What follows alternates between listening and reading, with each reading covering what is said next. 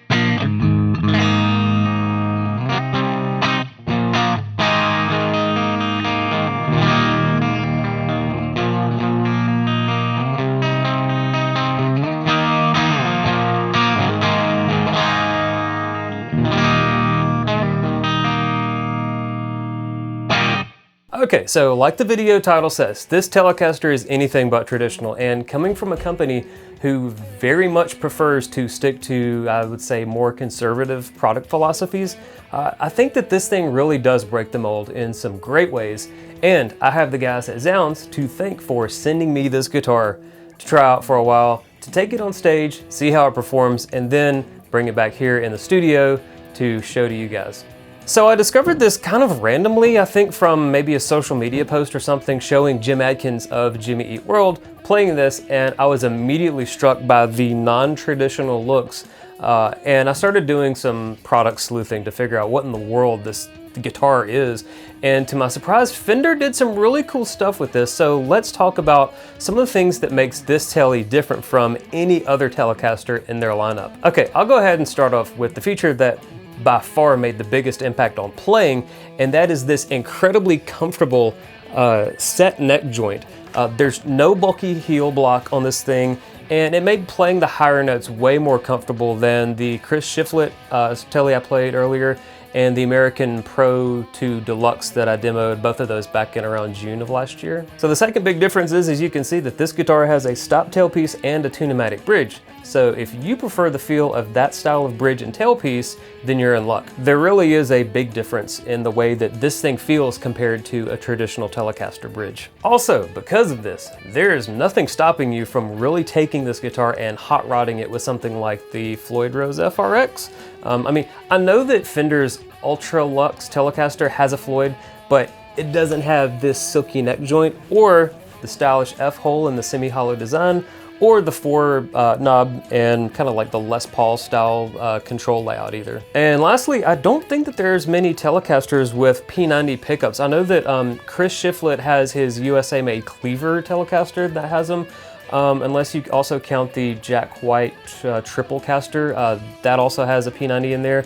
But as far as current production Teles with P90s, there's kind of just this in the Shiflett model. You would otherwise have to snag one of the ones with humbuckers in there and then grab the dog ear mount P90s and get one of the adapters, pickup ring adapters that can adapt a P90 to a full-size humbucker route. And lastly, while it's not really an exclusive feature for this model, I really do like the Les Paul control layout. It's familiar and it offers a lot of really good flexibility on stage. So those are all the standout features of this instrument, and I believe that there's really a lot to like here if you're after something different. So let's quickly go through some of the things that I like and some of the things that I think could be improved. Okay, so right around that $1,000 to $1,100 price point, I think that the features and the setup quality are about on par with what I expect and from what I've seen and played from other instruments from Korea and Indonesia. In my own experience, I don't really think that there's any like big differences between those two countries in terms of like the overall quality and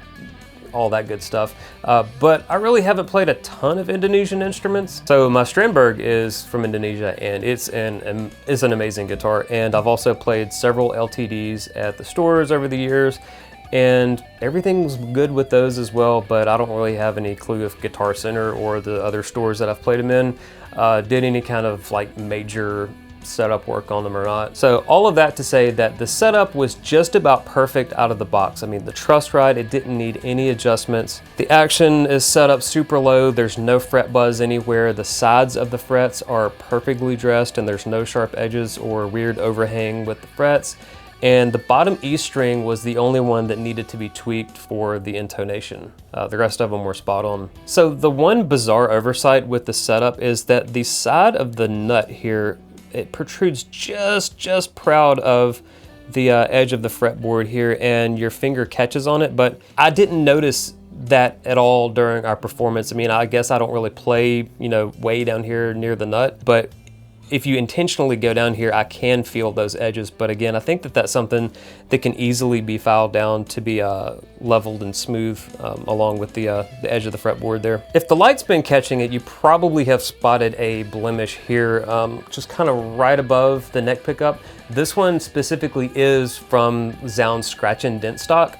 And as such, I was fully prepared for anything to show up out of the box in terms of like nicks, scratches, dents, as the name would imply. To be fair, it is expected that this did have a lower price on it, and I assume once it goes back to Zzounds and gets put back into their inventory system, it will have that lower price point of about $200, $250, maybe $300 lower than the MSRP for the instrument. So if the light caught it and you were wondering about that, that's kind of what this little mark here is. Another thing that I really like from this instrument is the punch and growl from these P90s. Now, I will admit that I really haven't played hardly any guitars with P90s, and these things, they're a lot meaner than a normal single coil. I mean, at the end of the day, they are single coils, but they are a much bigger, more just meatier sound overall. These things do a good job of bridging the gap between humbucker and single coil, but because they're single coils, they do have that 60 cycle hum, and it was unfortunately pretty bad on stage, but I've had to deal with that with various other instruments. So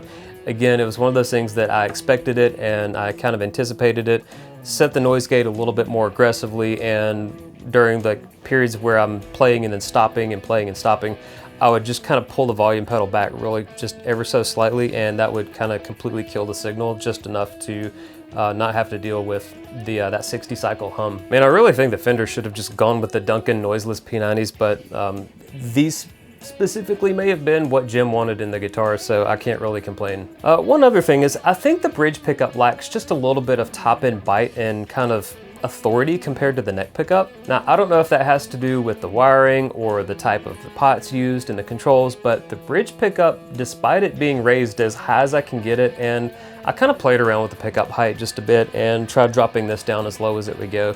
I mean, it still doesn't have the same punch and power that the neck pickup has, so I'm really not sure what the deal with that is, but on stage, it wasn't anything that I noticed. It's just something here in the studio that does happen to stand out quite a bit. So if this were mine, I probably still would swap out the pots for the volume controls. Even though these are Alpha branded Korean pots, I would probably still swap them out for some good old CTS pots, and the pickups I would probably slap the Duncan noiseless, I think they're the Hot P90s. I probably would put those in there for just like a little bit more kick to them. Also, sort of related to the pickups here, these came with a protective film, like a transparent sticker over them, which like I've gotten plenty of guitars with that, so it's not uncommon. But what was uncommon was the difficulty that I had removing those stickers. And the super sticky residue that got left behind.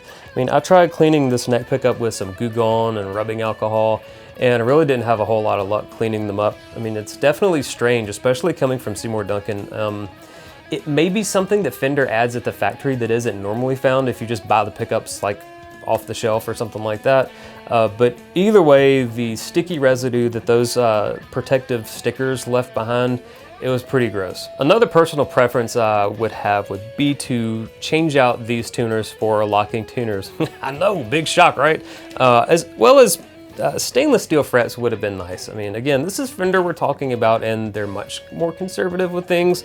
But the fact of the matter is that there are guitars from other companies in this same kind of $1,000 to $1,200 price bracket that are putting stainless frets on their instruments. And that's kind of it for the things that I would have done differently. Out of the box, I think this has been a very solid instrument, and it gets a lot of things right. And it makes for a great platform for some minor upgrades that can really take this instrument to the next level and make it even better than I think it already is. So yeah, if this were mine, it would get locking tuners, new pots for the volume controls, and some noiseless P90s, and I would just call it a day there. And if I really wanted to get crazy, I would probably throw an FRX on there, because I absolutely love the one on my Tokai. I think it's an amazing product and it feels incredible, but it is very expensive for what it is.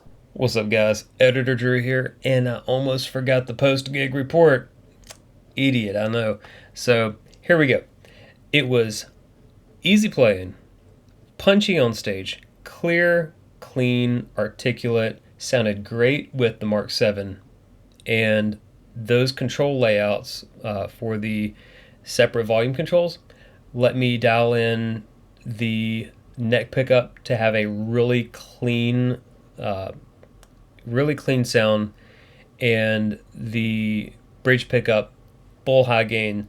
So just like with the Tokai and with my Explorer, I was able to quickly flip from a very clean low gain sound to a high gain sound.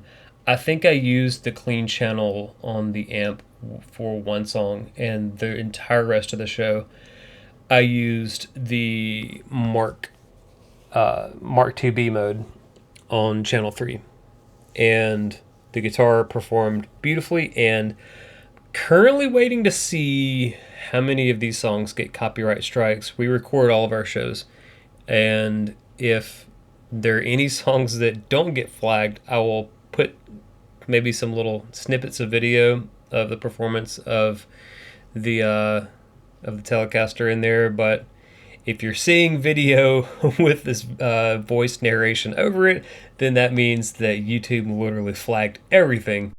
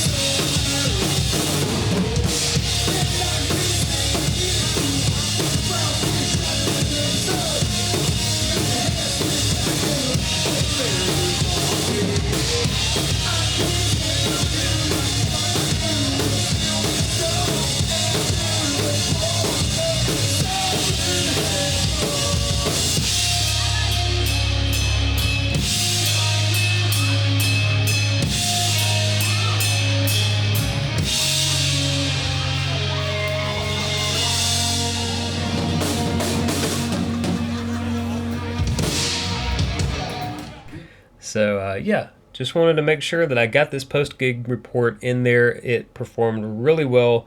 Zero complaints on stage other than that 60 cycle hum that I mentioned. But again, easily mitigated with a little bit of volume manipulation and a little bit of slightly more aggressive settings on the noise gate. So yeah, very good guitar on stage. Okay guys, that is going to wrap up this video for the Fender Jim Adkins Telecaster. Another big shout out to the guys at Zzounds for sending me this awesome guitar to try out for a while. And if you want to grab one, I will have an affiliate link down in the description. Okay guys, thanks for hanging out with me for this video, and I will see you guys in the next one. Take care. Bye.